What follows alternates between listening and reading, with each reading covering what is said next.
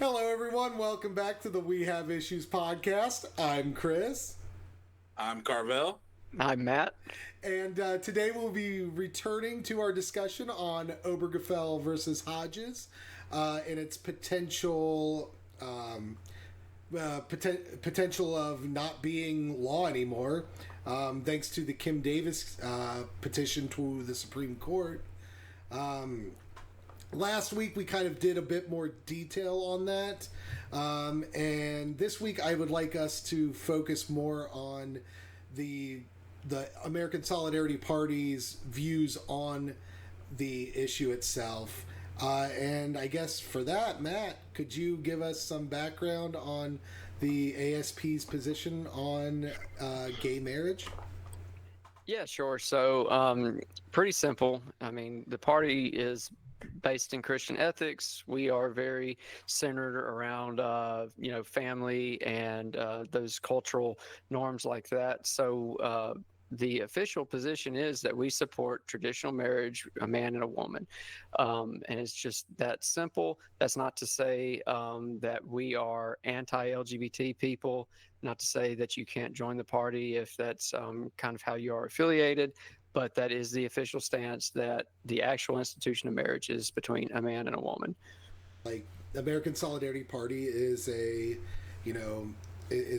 social conservative party at its heart. It's Christian Democrats are socially conservative, so that makes a lot of sense. Do you, Carvel? Do you think that this position kind of turns people off of the party? There's studies that have shown that 70% of Americans today are accepting of gay marriage, do not see anything wrong with it.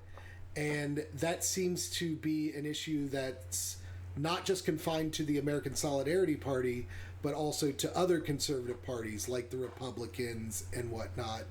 And, people seem to fall more into these liberal ideologies if they are even just neutral towards gay marriage.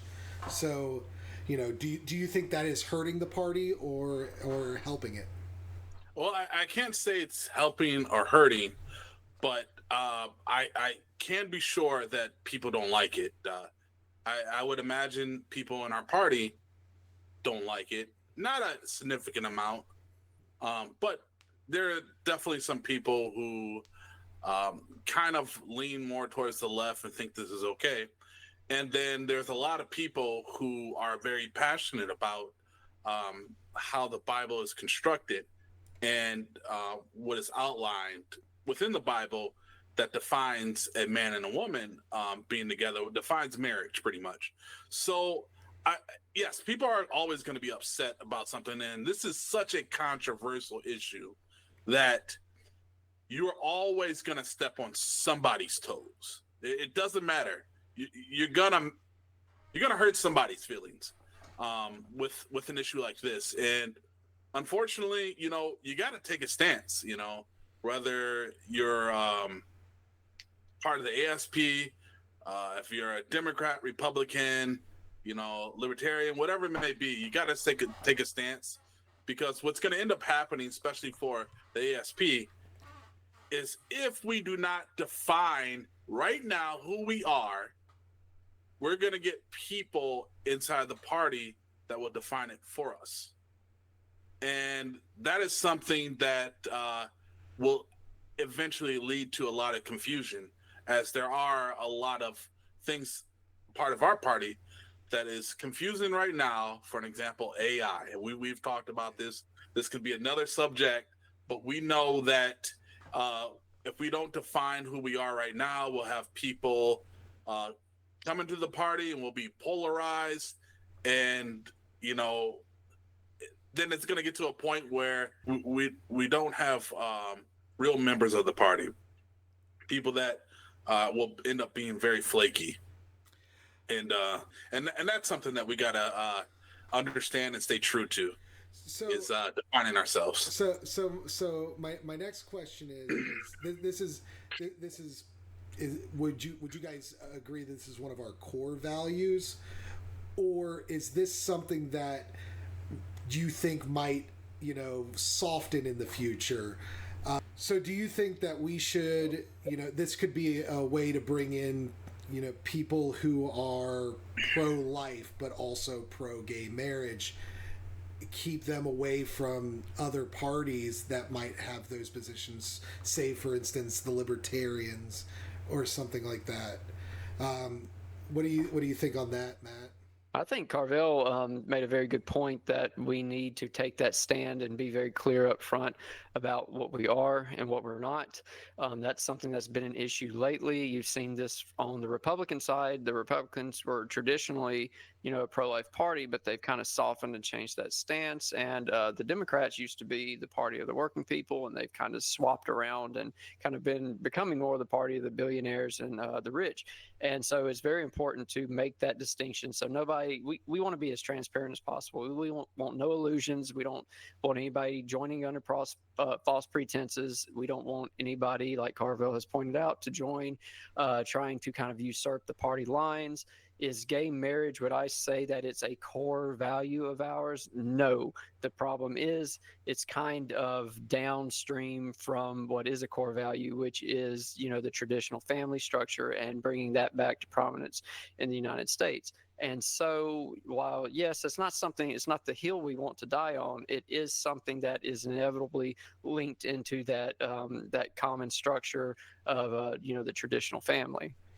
I also think it's a really great that we are focused on the family structure, because I'm looking at where we were 20 years ago, and I'm looking at where we're now. Sometimes there's momentum that you can't change. If I'm being so realistic about everything, right? It's you see the momentum of how gay rights has transitioned from the early 2000s or the late 90s to what it is now. And it's something that, if we're being really realistic, right, it's something that it's going to take a lot to deter, if that was our goal, right? But I like the fact that our party is focusing on family values, right? And we're defining our family values. So it's not as if we're trying to attack an aspect of our culture and saying this is not acceptable. But instead what we're doing is we're saying this is what is acceptable, and this is the standard. And it's important to let everybody know what the standard is of this party, instead of knick-knacking everybody and telling everybody you're doing it wrong, and that's what we got to focus on, in my opinion. So this was the question that I was going to ask Matt, but I'll present it to both of you. Our last week we brought up this white picket fence suburban gay couple. That's the one that's always been presented as the archetype of why we should accept gay marriage. These are just people who want to live their lives. You have an example of that in someone like Pete Buttigieg, who is this preeminent white picket fence suburban gay couple that happens to have kids that they've raised.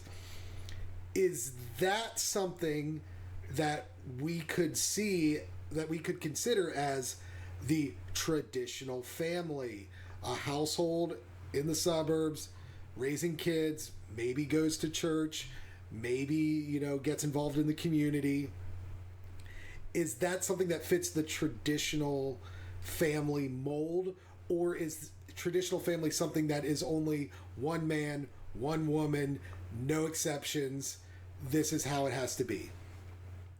I would say that's pretty much how it has to be. And again, that's not to say that there isn't a place in the party for what you just described, for the I hate to kind of use the term, but the white picket fence gay couple.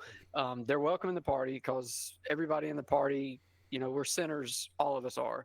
So there's no judgment as far as that goes, but it's just something that I don't feel like as a party that we can accept as the traditional family. If we are going to be biblically based, we have to be based in all of it 100%. We can't pick and choose what we like and what we don't like, what we want to follow and what we don't want to follow. And we have to have that standard for traditional family. And that's family is a really, it's kind of a nebulous term. Growing up, kind of the groups that I was around, lower income people kind of have these weird hybrid type family structures where there's somebody who has just lived at the house for a while, who's kind of squatted there with the family, and they kind of become, that impromptu brother. There might be an auntie, but that's not really any blood relation. That's just something that's kind of common. And while yes, you might consider them kind of, it's a family-like structure. There, in my opinion, there really is no replacement for your physical flesh and blood family, and that's just something I think we have to keep clearly defined. That's not to alienate anybody. That's just how it is. And I think there's people that will respect that. I still have friends that are gay who realize that this is not your traditional family structure. And so, yeah, I don't think that that's something that we need to hold our ground on that. We don't need to backslide and give quarter to that. Right. Yeah, I agree with that. And I think, kind of what I mentioned earlier too, is that it's important that our party defines exactly who we are. We don't need to go out and tell people that you're wrong, the way you're doing it wrong. All we need to do is define who we are and say we're doing it the right way that we had inspired to be and do. Yeah.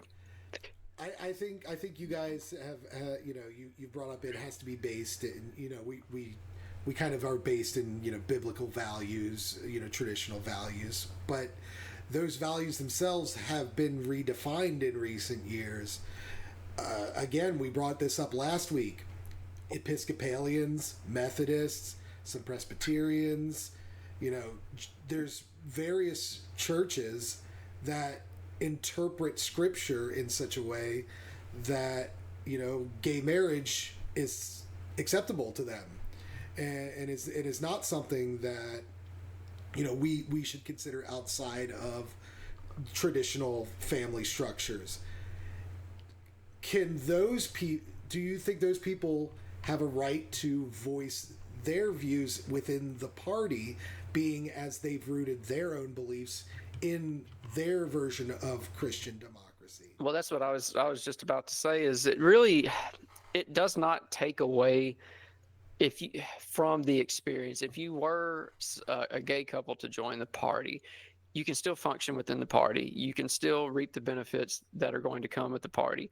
The only thing that you really are losing out on is that support in the marriage covenant.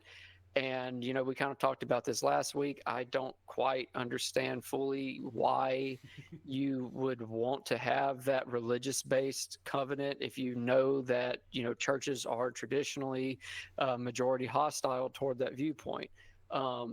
So, yeah, it's not, in my opinion, it's not harmful necessarily if you were to join this party, because every party is going to have something that you disagree with.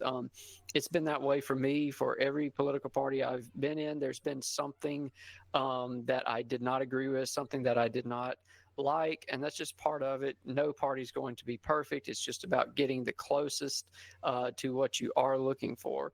And so, yeah, it's not something that's going to be a make or break deal, in my opinion. You're just going to have to understand the philosophy behind it. Like Carville said, we're trying to maintain a certain level of purity within the platform, and we've had a situation this week come up where we had somebody come in. We're against war for the most part. War is kind of considered to be a last resort in our foreign policy. And we've had a member, maybe a former member now this week, that we've had issues with that over, because there was a conceding of a little bit of ground, and that just a lot of people felt like that got taken too far into a pro-war policy. One thing to take into consideration is, like I said, even though we are trying to seek that structure of what is the American Solidarity Party, there is room for debate in certain spheres. For instance, we have within the American Solidarity Party a group that refers to themselves as the Liberation Caucus, and I'll talk about them in a little bit, but for the most part, they seem very similar in perspective to someone like the Log Cabin Republicans. For those who don't know, the Log Cabin Republicans I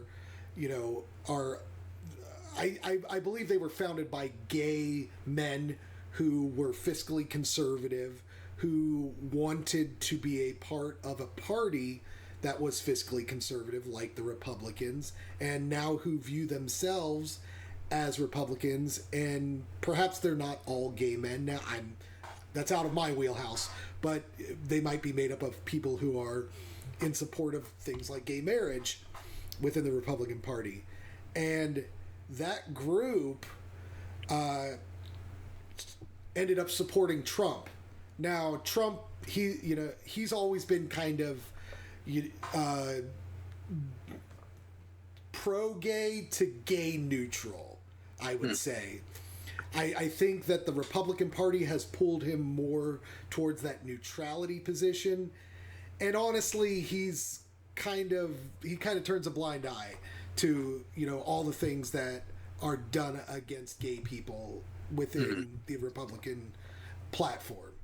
Well, and that's it's kind of a weird way to put it. I know, just by nature of language, that's how we refer to it, as pro-gay and anti-gay, and that's kind of a bad way to put it, because within the party, it's not like we're anti-gay people. I mean, gay people can flourish in society. We want them to be part of society. We want to interact with them. They're going to be friends, neighbors, co-workers, things like that.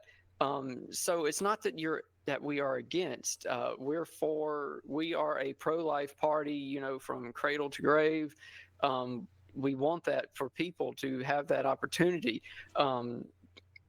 But the issue is that one little snafu, and it's the marriage, the traditional family hang up. And that's something we talked about last week. I know, Chris, you kind of felt like this is something it was kind of a pipe dream, and we were talking theoreticals. But if we could get the government out of the institution of marriage, make it a religious only covenant, and then have that other option for the government benefits, the civil unions, that solves this whole problem. And that's why that is something that I would push for and support, is because it suddenly opens up all of that. You no longer have to worry about what church is going to condone this, what church is not going to condone this. It's back to everybody's own personal opinions, and then the legalities of it, there's a remedy for that as well.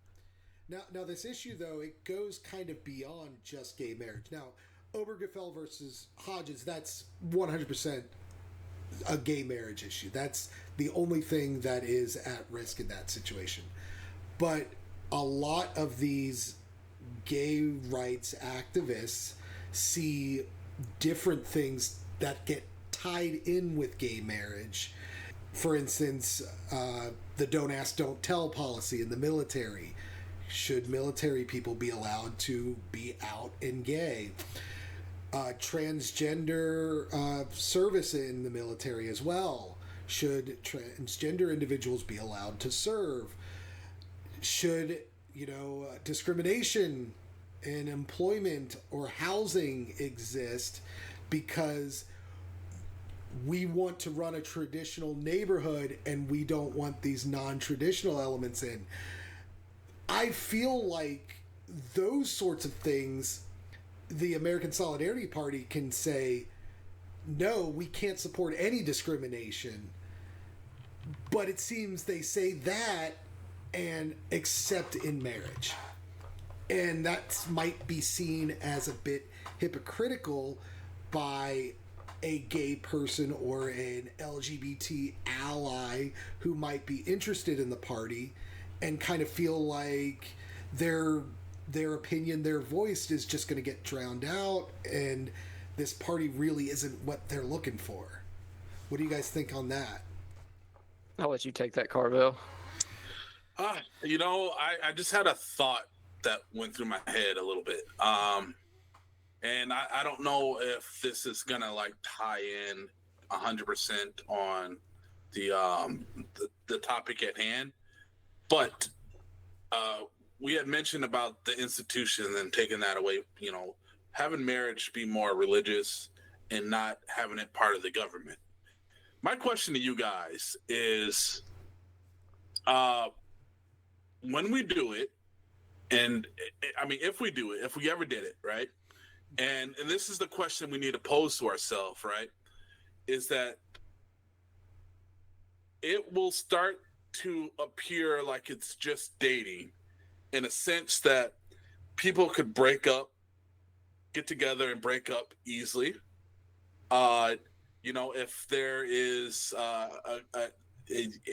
marriage couple that shares everything together, how do you split it? Oh, this is mine. This is mine. The religious marriage, having multiple partners or whatever, or having no partners. Like there's a lot of stuff when you get married in the institution versus like dating in a sense that we don't necessarily talk about and see when we consider just getting married from the religious aspect of everything. So that's one thing that we would definitely have to think about and definitely have solutions for. Otherwise, this whole thought process, right, it's not going to work, because like we're saying right now, like it's not exactly fair for let's say gay people to not be involved in this institution of marriage, but religious people are, and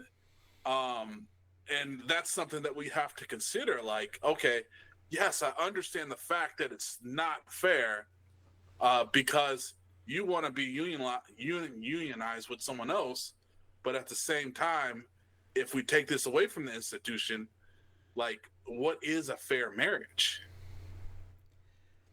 Carvel, I think on the whole issue of this is a temporary situation or whatever, I think that's kind of a moot point, because if you're taking religion out of government marriage, taking government out, or I should say taking government out of religious marriage, it just comes down to a property rights issue, and those are temporary all the time.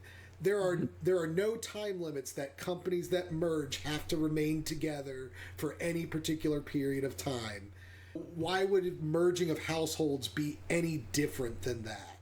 Well, I think Carvel's got a valid point. I mean, it's something to consider, but the way this is kind of how I see it, is ideally, the government would be involved for these very reasons that Carvel's pointed out. And it would be Christian-based marriage, which would remain, heterosexual couples, with divorce strongly, discouraged. That would be the ideal. And if everybody's on board with that, then fine. We've got, that's a good thing. But everybody is concerned with that kind of going into the realm of being a theocracy, because it feels like Christians have control over the institution of marriage. Okay, fair enough. This is the remedy. It's not as good as the other way. There's more issues. There's more nuance with this, but this is the fair way to do it. So that's what people have to come up with. There's a lot of things. America was founded on Christian values. I used to be one of those people who didn't believe that, who believed, most of the founding fathers are deists. That's not true. plain and simple, biblical Christian principles is what founded this country. There's a lot of good ideas there, and you can either accept them and you have the best possible route for the country, or you can deny it. You can cry theocracy, and then it's left up to people like us to try to muddle through that and try to keep it functioning the best way that we can while considering the secularist viewpoint. So I feel like that's just one of the things you're going to have to deal with, Carvel, is an easily dissolved marriage, very fluid definition of marriage. But if the marriage is serious, if people are really in it for the long haul, the chances are that they'll leave that religious institution and then file, as we have said, with the government and make it a legally binding contract. So that's not something I would worry too much about. And I think people would start culturally. I think that would be really, really well enforced, because you would quickly find out what churches recognize what kind of marriages, which ones seem to be staying together, which marriages performed at which churches seem to be dissolving and be very fluid in nature. There would only be certain churches that would recognize polygamy and things like that. So I think that between the cultural enforcement on that end and the necessity of going to the government and filing, I think that would keep that more in check. I wouldn't be so inclined to worry about all those issues. And Carvel, I will add as well, just because, a marriage is entered in with a lifelong commitment doesn't mean that this marriage is going to last. We see this with celebrities all the time, where they get married and then 2 months later they're divorced. So, right. It's kind of a wash, I think. And again, this is all fantasy conjecture, because this is never going to happen. We're like, me and Matt's idea is never going to happen. Yeah, maybe. Well, it wasn't so much for me saying that, like, if this is when it happens. It's the questions that we have to ask, like how to solve these issues, right? So, like, let's say for an example, because it's fun to think about like your ideas and it actually working. But then you'll be thinking like, okay, well, what would happen if, like, let's say something happens to you, and religiously, like, you're married to your wife, and you hope that your wife could make decisions for you, but they say, hey, well, hey, mine would say pull the plug on. Yeah, I'm afraid mine might say the same thing that too. That is the issue that is confronting gay people right now, that are terrified of Obergefell versus Hodges. And rightfully so. That is definitely a valid concern. Yeah, it's definitely valid. In this situation, we would just need to enshrine these power of attorney, power of visitation, all these legal rights to your care, which can easily be handled in a courtroom, easily can be handled in a contract situation, even in this civil union contract that we're creating. No, yeah, I mean, you're 100% right. You're 100%. It's fun to think about these things, but I'm sure there's a lot of people on both sides that would think of something that we haven't thought about and ask that question. And that's why it is an issue that has to be discussed for the sake of the ASP and being fully transparent and recruiting the people who we want and who want to be in the party. But that it's kind of one of those, back burner issues for me. What I would rather see is a focus on just bringing the culture back around. I think that's really where we would gain more ground. Two of the biggest things that I think need to happen, especially, Christian based, this is something that really needs to be handled from the pulpit first and foremost, is we need to, there's a way of preaching that kind of makes all sin equal. And this is something that might be kind of hard to understand for non-Christians, is that God sees sin. It's just sin is sin. But there is something particularly egregious about the sexual immorality. And that's not just homosexuality. It's just sexual immorality, period. There's something that God it doesn't sit well with him. And I think that's something that pastors need to get back to preaching. That's something that we need to instill in the culture, is that, yes, we're all sinners, we're all doing this, but this one in particular is harmful to your body and to your soul. Now, there's tons of theories and reasons that could be. We won't get into all of that, but that is one of the reasons that Christians fight so hard on this. It's not bigotry. It's not, just wanting to single out a group to hate. It's that we have historical precedent, we have theological precedent that we believe this is particularly something that we must address. The second thing we need to do, I think, is we need to retool language. It's not really even a retooling of language. We need to get back to the actual language. I'll try to keep it clean and family friendly. I can't promise that I will, because this is deep subject. But so anything, we've gotten to a point in society where anything that you do with your private parts to bring yourself pleasure is called sex. Sex is a very particular thing. It's, the interlocking of a man and a woman, ideally for procreation.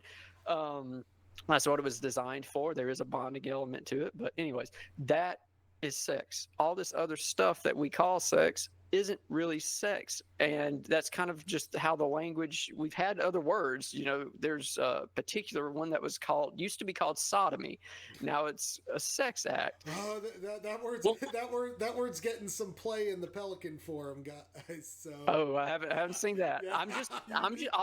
But I'm saying that's something, if we've broadened the scope to make sex so many things that it never was supposed to be. And I think we need to recapture the language, take that back over, start calling these other acts what they actually are by their real names. And I think that will disincentivize people. If we're talking about the Bible aspect of it, I think the Bible aspect tries to and you got to understand it was written like years ago, right? But they're trying to relate it to today's world, right? So the Bible often mentions sexual immorality, right?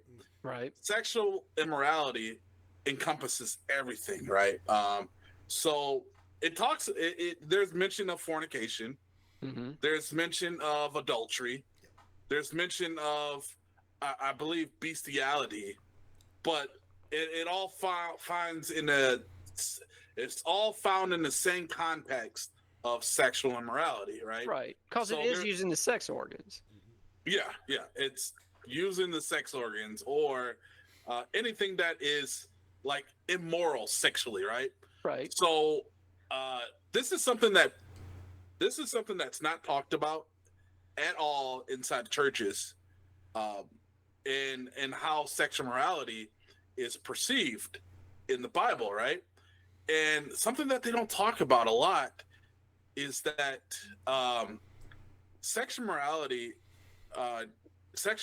can actually come from men or women, and anything that is in a marriage that is seen as immoral. So if, like, for an example, if a wife is refusing to have sex with her husband, let's say for like 2 years, like, isn't that immoral? And that's like sexually immoral? I don't know. I'm not a pastor, and I'm not about to stand up here and say like, oh, if you're depriving your husband, but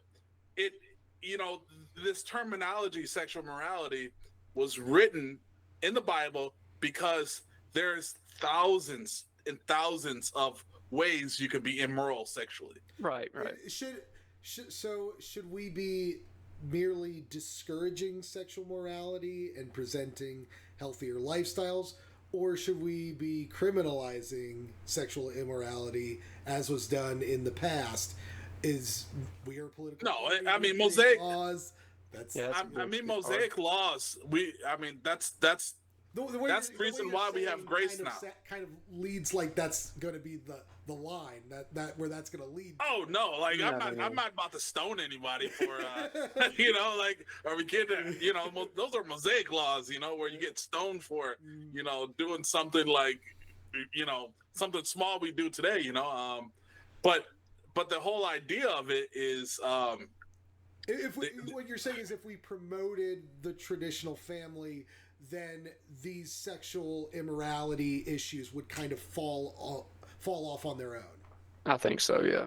Yeah, I mean, it's a culture war. I've heard that term thrown around a lot, but it really is, and that's the best way to handle things. I'm a fan of small government. There's a time when government has to step in and regulate things for the safety of people, but first and foremost, I want the culture to be cohesive and to encourage those positive changes. Yeah, definitely. I agree with that 1,000%. I think Matt is, he talked a good point, and and something I iterated too. It's just like, if we can figure out who we are in the model that we want to represent, we just stick to that. We don't got to worry about this person over here wants to be this type of person. This person wants to be over this type of person. This guy wants to have 80 wives. This guy wants to have 80 husbands. We don't care. This is our model, and this is what we envision. And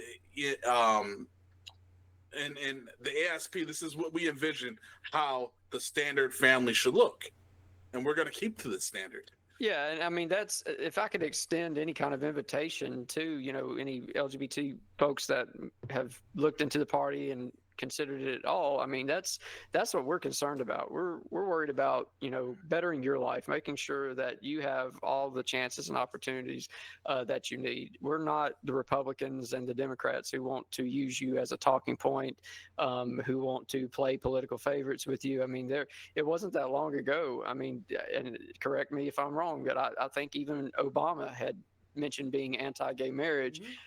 It's not that long ago that the Democrats weren't on board with it. Why? Because they didn't see it as something being culturally fashionable at the time. We're not concerned with that. We have our belief that's very rock solid in traditional family units. That's just where that is. That's not changing. But the amount of work that we're going to put in for you is going to be the same as anybody else. And, we hold, that's a big part of the party is sanctity of life. We're not going to modify that just because you're, gay. And like I alluded to earlier, Matt, the Liberation Caucus, this group that already exists within this party, who, like the log cabin Republicans, kind of goes against the grain a bit. Now, officially they're more geared towards social justice movements and that sort of thing. But LGBT visibility falls into that, and they have taken a stance of formal neutrality on gay marriage and LGBT issues. They recognize that the party has their official platform, but they also recognize that there is a place in the party for informed dissent. And, we all are working together towards the same goals. We all have our little pet projects, our little focuses. And sometimes, I don't agree with every single plank in the party platform. I'm going to say that right off the bat. Right. And I don't think that person exists. No. I think you're always going to find one or two things. There are core things that I think are untouchable. The pro-life stance, for instance, that is 100%. You cannot alter that at all and be part of the American Solidarity Party. Unfortunate to those pro-choice people who might be interested. That's just a fact of life. But those places do exist within the American Solidarity Party. And I do think that people shouldn't be afraid to at least dip their toes in and see if this is kind of their political home. Right. Kind of a more minor point, but what about the conversion therapy bans?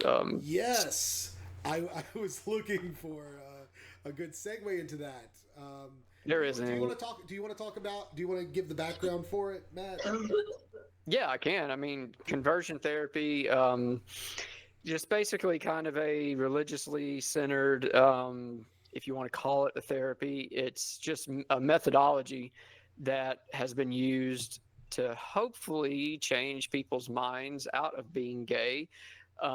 There's been some extreme tactics used, everything from shock therapy to cold therapy, beatings, corrective rape has been used. It's pretty wild. It's far encompassing. It could be any kind of crazy idea that somebody's come up with that will deter somebody from being homosexual. It used to be a little bit more fashionable. I think it's fallen out. I think there's enough of scams and these institutions that were popping up that were charging thousands and thousands of dollars to accept these young people in. And once the family kind of caught on that these are scams, that there's a lot of abuse going on, they get shut down. So I think everybody's pretty privy to that now. It's in all of my research, there's controversial treatments for things that may had a one-off case that it worked for. Conversion therapy, I could not find an instance of anywhere that it worked for anybody. At best, it's ineffective. At its worst, it's extremely brutal and risky and damaging. And there has been talk about loosening some of the bans on this. I think Kentucky, actually, Chris, is one of the places that kind of loosened the restrictions on these bans for minors for these kinds of treatments. And I think that's a very terrible idea. It 100% should be banned. It's you don't treat the alcoholic in church with these methods. You don't treat the addict. You don't treat the person who cusses, who steals. We don't treat any other sin this way. And it's just the baseline for homosexuality is just giving in to these immoral thoughts and desires, just like anything else. So why you think that you can beat the gay or pray the gay out of somebody, I have absolutely no idea. It kind of sounds more like they try to perform exorcisms than anything. All right, so Matt, you gave the general outline, and this is why conversion therapy has been banned almost nationwide. A lot of states have bans or bans on the book, or like pending bans in their legislatures. And yes, absolutely, if there's any kind of abuse, that cannot be condoned with psychiatric treatment. We used to believe that we could give lobotomies to people and that would cure them of all these different things. And that was abuse. And we stopped that. Now, to be a bit of a devil's advocate, though, this case in Colorado, this case in Colorado, that's the one that's being brought before the Supreme Court. It does not appear, from what I've seen, that this therapist, psychiatrist, uses those methods. It seems to be they are using just normal, sit on a couch, talk about your feelings, but with the goal to move past their gay feelings that they might have, or I'm not quite sure on exactly the method that this person is using, but on face value, that only seems abusive if you hold to the opinion that our sexualities are immutable and cannot be influenced in any way. I'm going to recap back to our discussion last week where we kind of brought up this woke grooming that happens, and where people, like you said, if you had grown up today and got caught with a certain authority figure or a certain role model who encouraged you to explore, your sexuality more, you might have taken on, a more LGBT identity, like so many young people this day. Could this sort of be the antidote to that kind of thing that's happening? Could it just be two rival voices in opposition to each other? And because this is really geared towards, teens and people who are figuring out their own sexuality.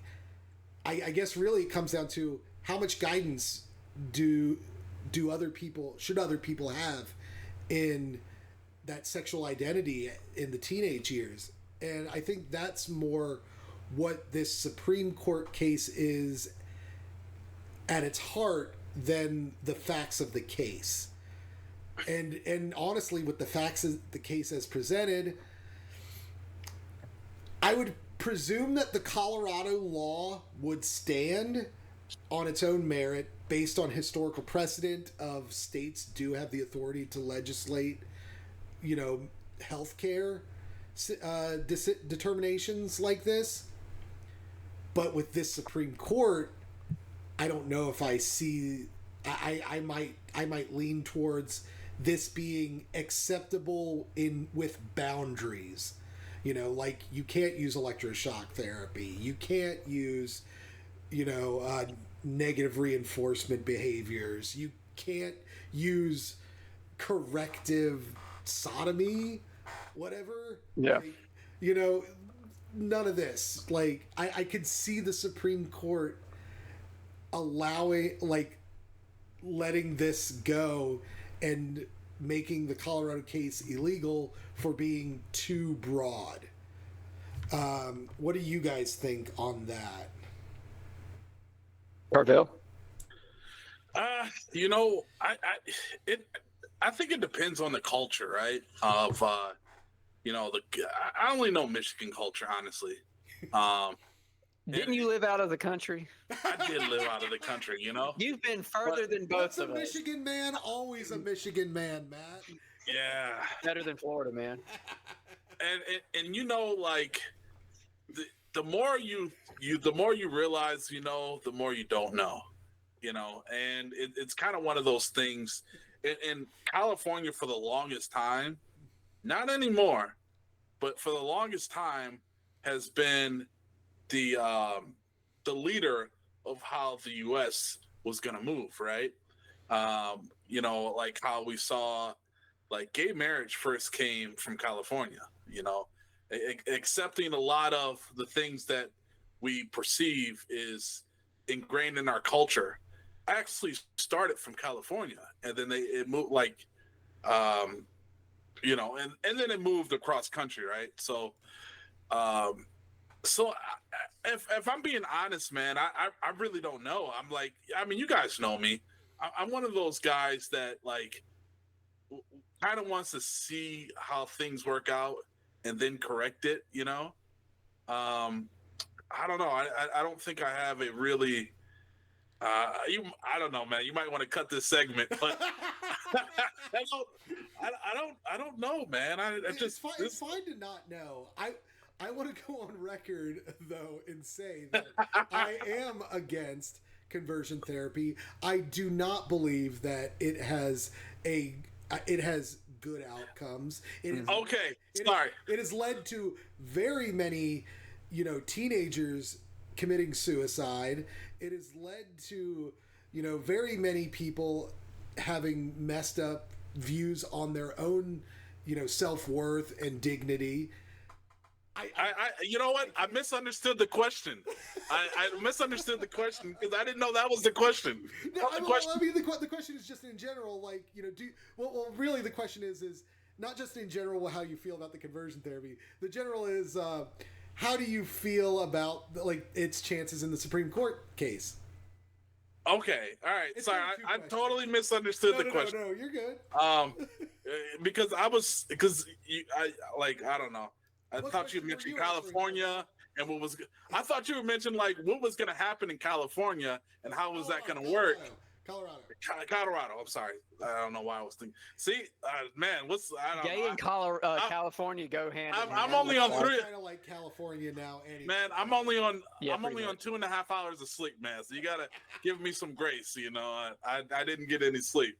So, yeah, and it is all Colorado, man. You could just cut me out the segment, you know. No. So, but okay. So now that I'm understanding the question more, man, you know what? I like for number one, I don't think I agree everything you just said, Chris, about how your perception. It's I'm 100% in agreement with that. As far as the Supreme Court right now, if we had to make a decision right now today, this is not something the Americans are going to get on board with.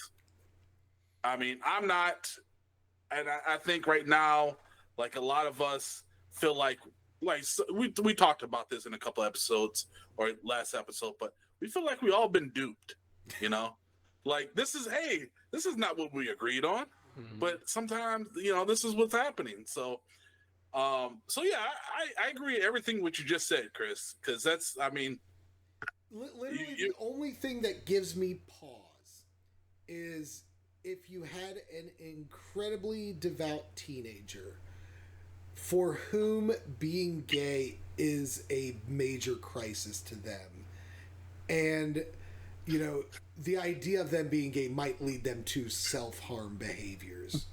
But I feel like that's handled by regular therapy. Well, I don't. There's no treatment the treatment has never proven to be effective. So, like you're saying, regular mental health services could probably handle that and solve that issue. I mean, basically, all this law says is the therapist can't go, "Have you tried not being gay?" So, and that's what concerns me about the whole thing is how is it going to be defined? Because what would worry me is, there is a homosexual teen in church, and the church says, well, let's stretch out our hands, pray over you. Is that going to be considered conversion therapy? So there's going to have to be some good definitions and very hard definitions. I think the way the law is, it only takes away a license to practice law or practice medicine and gives a fine. I don't think that there are criminal penalties for it. Do you think there should be? I mean, if they lose their license, they can't. I mean, we saw this with abortion, right? So this is like a valid question almost. Well, the people that would be performing the conversion therapy are probably going to be in a religious setting, and they probably this was something, I had a friend, she worked in mental health, and before she got her license, one of the workarounds where they could actually kind of counsel people was to get a pastoral counseling license. So that would be the thing is, even if they lost they wouldn't really have a license to practice medicine. They would probably just lose like their pastoral counseling stuff, and they can still act in basically the same authority. It just, they can't really promote themselves to like outside of the religious, institution. The only time I'd want criminal penalties, because this is kind of infringing on free speech, which is part of the case. The only time I'd want criminal penalties is if there is actual harm caused. If you physically, mentally abuse someone to the same level that would be criminal in any other case, or if your counseling directly led them to some sort of self-harm behavior. And something else that I would like to see come out of all this, if we were to ban conversion therapy, we need to, why does the other side, like you're saying, Chris, it's kind of a war between the sides. Why does the other side get off? Why can there be a teenage girl that comes to a counselor and the counselor's like, well, you know what? Lop the knockers off. That's how we fix this. So if it goes one way, it needs to go the other way. Right. And I understand that different kids have different issues with puberty and sexuality and stuff. I don't understand it fully because I didn't have that. I mean, when I was in kindergarten, I knew I liked girls. I watched I Dream of Jeannie when I was really little, and man, I was like, I know what I like. So it's never been, and it's natural. You kind of figure it out as you go. I never got the talk or anything, probably because I kind of grew up in the age of when the internet was kicking off. So, you know, but yeah, that's something I don't understand this hoopla.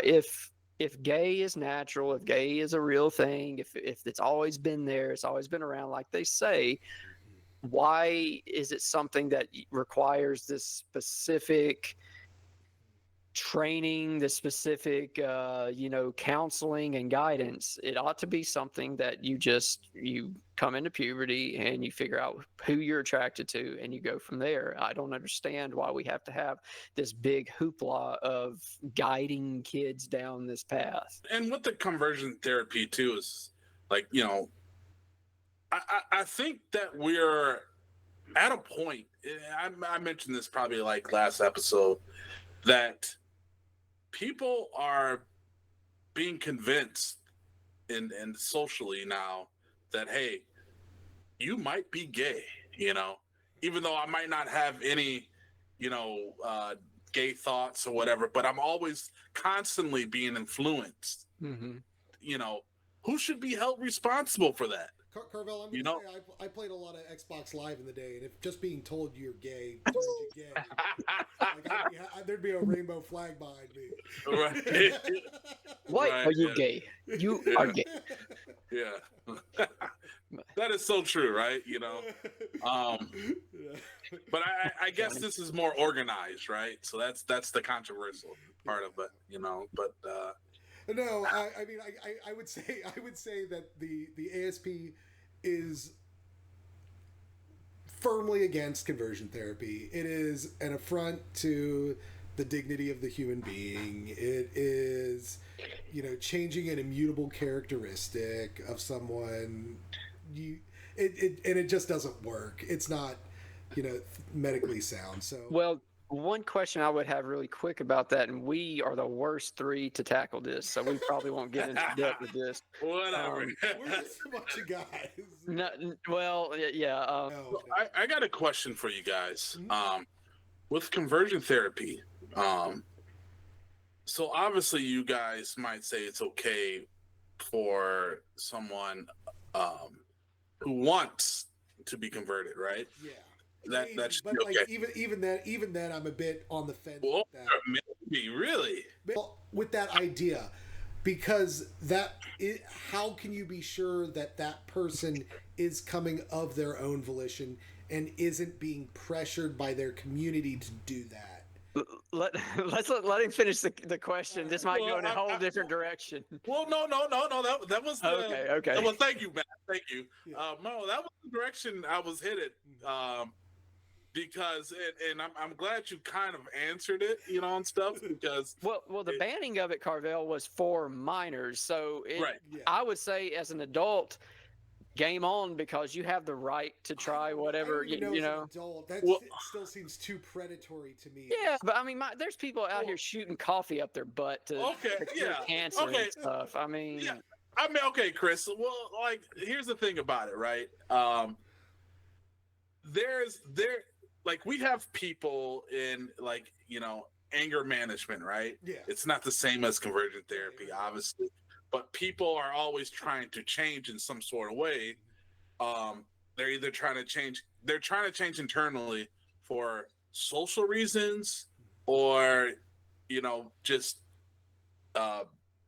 physical reasons. It could be any reasons, right? That's the nature of a human being, right? It's to internally change so that we can actually get what we want. But is being gay a negative thing? Because you go to anger management because being angry is negative. Is being gay negative? And see, shouldn't change it. That's the question that is flawed in society, right? Mm-hmm. Currently, is that we have a big group of people that will say it is a negative thing, and then we have people that say it's not a negative thing, right? So, for an example, like, I don't have a child, right? But you guys do. Mm-hmm. But like, if I had my child and we're going to church today, I would wish that my children were heterosexual. Mm-hmm. That's what I want. Being another sexual orientation is perceived as a negative for me. So this is where I'm getting to, and there's reasons, right? I can't have grandchildren, can't see grandchildren, I can't enjoy the fulfillment of seeing my child, like a daughter or a son, in the light of which, like, I perceive him, but this is more a selfish inward of a second person, but socially, perhaps that's exactly what someone might want, right? Maybe a teenager, a young teen, an older teen, an adult. So this is something that is actually part of an every day in our society, right? We're always making these choices, or we're always making these internal choices of who we want to be tomorrow. So my question to you is, like, if this is incorrect, this conversion therapy and the ethics of it, of changing the person, then couldn't we also say other things are unethically, like in trying to change the internal aspects of how somebody view things? Let's say let's not say when they're like that's who they are. They just have a temper, so we shouldn't try to change that. That's where you go. Well, it's the methodology. If you had somebody with a temper, like you're saying, somebody with a temper, you kind of give them these coping mechanisms in this situation, rather than, popping your top, stand back, take the 10 seconds, take the 3 breaths and all that. Nothing wrong with that. Now, if Chris was to, like, whip out a chain and, like, start flogging people with it, there's a problem there. So that's the issue with the conversion therapy. Isn't that it's trying to change the behavior. It's not that it's trying to influence any kind of modification. It's how it's done. I mean, every case I heard about it was at least extremely mentally scarring, in some cases extremely physically abusive. Okay, that's Matt.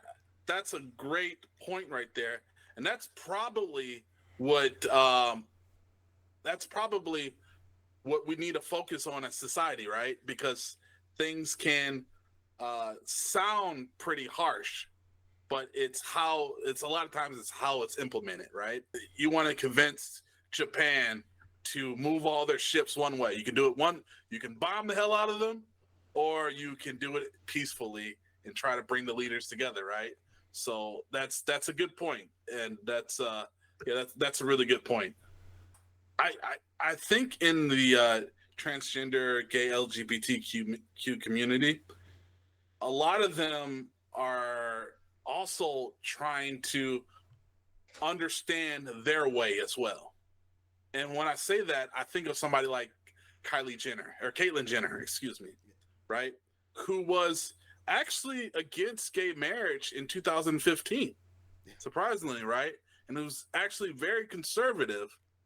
And I've actually met gay people who were racist. As weird as that sounds, right? I mean, that's not. And I mean, it just sounds weird to me. Like, you're socially liberal, but like you know, and I think, the audience, if you're listening, right, and you're a part of the LGBTQ community, we have a standard here at the ASP, but as Matt mentioned and as Chris mentioned, we're not saying to you that we don't like you and do not stay in our group. That's what we're not saying. That it's just saying that we are holding a position of who we are. And Jesus teaches us love, right? We love one another and we look out for one another. But just as Jesus has, we also do have a standard. That's all I want to say. And Matt, what would you want to say to the LGBT community that is interested in the ASB? Oh, I got plenty to say to them. No, I mean, Carville actually kind of took most of what I had. I'm sorry, I'm trying to fight my pit bull. She keeps walking up and nudging me.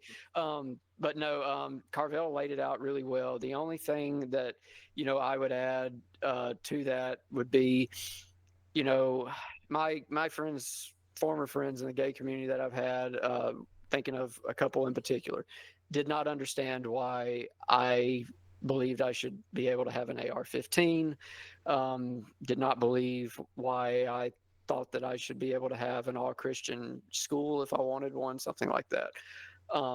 There's going to be these issues where we just don't quite understand why the other side wants what they want. And Carvel laid it out perfectly. It's just a standard here at the ASP. But ultimately, don't let that steer you away from the party. Keep in mind that it's sanctity of life, keeping everybody happy, healthy, giving them the opportunity to thrive and flourish, however they see fit. Ultimately, that's not the business that I think the party wants to be in, is dictating, who you decide to partner up with in life. And so, yeah, just hopefully you can just look past that and just understand that this isn't coming from a place of hate. It's not coming from a place of judgment. It's what we believe, and it's just how we are.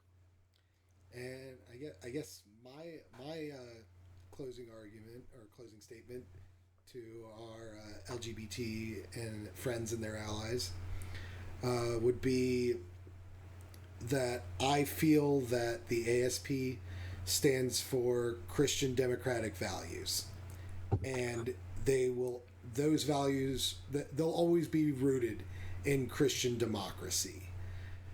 What that means is not monolithic, and I myself, I'm not going to die on the hill of gay marriage. That's just not who I am. That's just not where I think the focus needs to be. I would much rather tackle, pro-life. I'd much rather tackle labor rights. I'd much rather tackle environmental rights. This is like so far down my radar. And I know, both to pro-gay marriage and anti-gay marriage sides, that's kind of unacceptable to a lot of people. But that's where I stand. And again, there do exist spaces for you within the party, as long as you hold to Christian democracy and what that means to you. And that's my point. And with that, thank you all for listening. Like, subscribe, comment, do all that fun stuff. God bless. I'm Chris. I'm Carvel. And I'm Matt. And thank you for listening to us. Till next time.